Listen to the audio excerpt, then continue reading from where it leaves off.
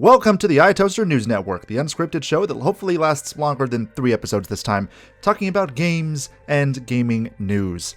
Today, I'd like to be yet another voice in the long line of people that are talking about Halo Infinite and how important it is, not just for itself, but for the gaming industry really as a whole.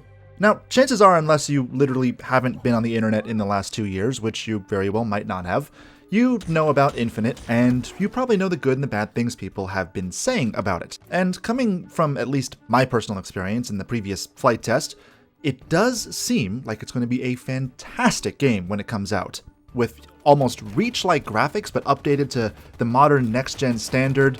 It's got amazing gunplay, it's got the grapple hook, which I absolutely love.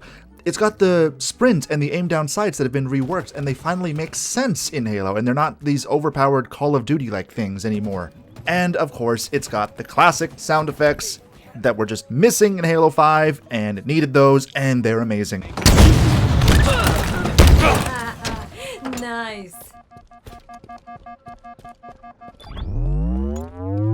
By the way, I'm sorry about the background footage being a little fuzzy.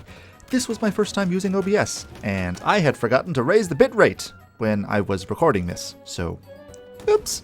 The biggest by far addition to Halo Infinite is, for me, and probably for a lot of others, the bots. They're really good. You've heard by now, I'm sure, from countless other people how good the bots are, and personally, I still can't get over it. Now, to be fair, against what was called ODST level bots, which I'm assuming were medium difficulty, I never actually lost a match against them. But I'm sure they can be improved further. They will be improved further, either at launch or sometime post-release. And of course, there were higher difficulties. We're all pretty much certain of that were not being shown. Could just be 1, maybe 2, we don't know. But the biggest thing isn't just that. It's not just, oh, well, they're all right. No, they're super smart. And it could seriously change the expectations of a first-person shooter. I mean, I have seen the bots in Halo Infinite strafe jumping, like literally bunny hopping around, ducking behind cover, throwing bouncing grenades with surprising accuracy, actively flanking people, supporting one another, and just showing a level of intelligence more comparable to that of other players than that of AI. In fact, it fooled some people I've seen into thinking they were playing actual PvP.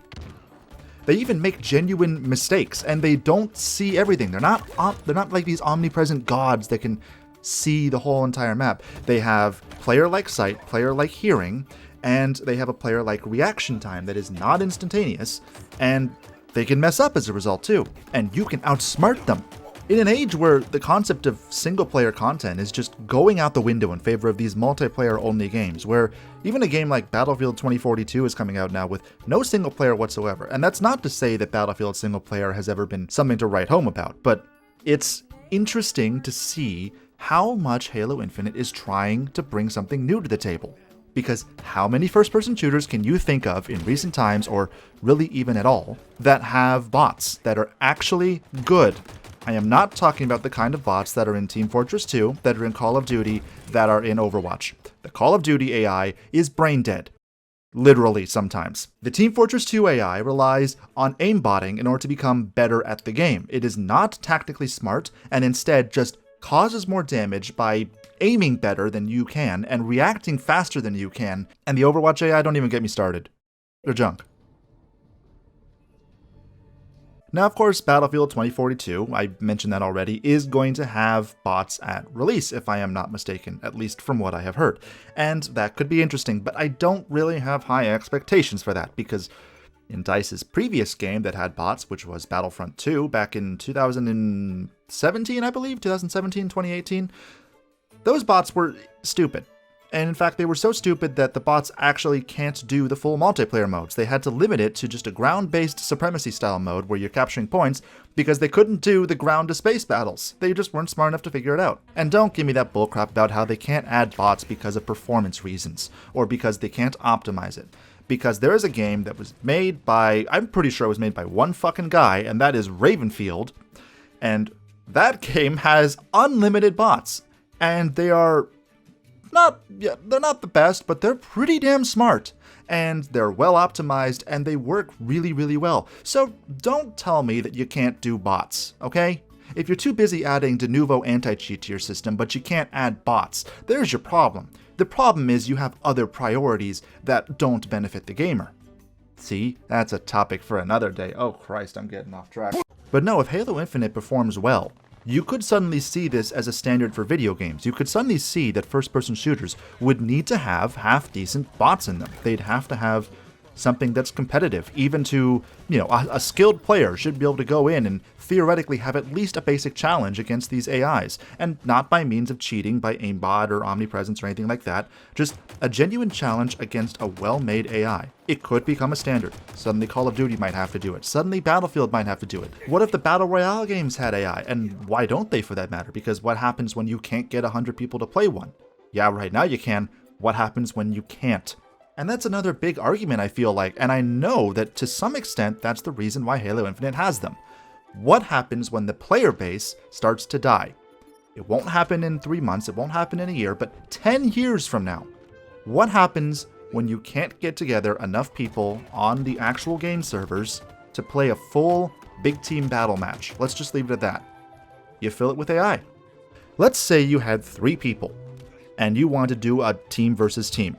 Well, whoever's stuck with the bots, in previous games that had them, would probably feel like they were being cheated. What if they were good enough that they didn't feel like they were being cheated? That's where Halo Infinite is right now. And what if every other game could do that? What if you could do that in Titanfall? What if you could jump into Titanfall with just one other person and play a full multiplayer match with a full load of players being filled in by the AI? What if you could jump into Apex Legends and play a full game where every single other person outside of you and maybe 2 of your buddies was AI? No game lasts forever. Every game dies sooner or later in its player base. And when all you're left with is the bots, especially on multiplayer-only games, what happens? All in all, I'm just really looking forward to this. I'm seriously looking forward to how Halo Infinite turns out when it comes out on December 8th. Or if it's delayed, that's fine. That's fine. That's fine. We need to start being okay with delays, seriously. But when it comes out, I think the bots are going to be magnificent. And actually, if anything, what I hope is that the bots go further than what we've seen. That they're not just Slayer bots, but they can do big team battle. That they can do capture the flag. That they can do infection modes and everything else, Because if they can, they will hold the game up for the people that don't want to play in public multiplayer lobbies, for the people that are playing the game a decade from now with their children and don't have the player count to get into a full game lobby, things like that. It will make the game better, and it will make the industry better. Now, I don't know, but I think there's a fair chance that that could actually happen. That the Halo title and the Halo nameplate will be enough to make other people actually start to add these things, and we will see. Really looking forward to how this continues. This has been the iToaster News Network. I will see everyone in the next video. Stay toasty, my friends.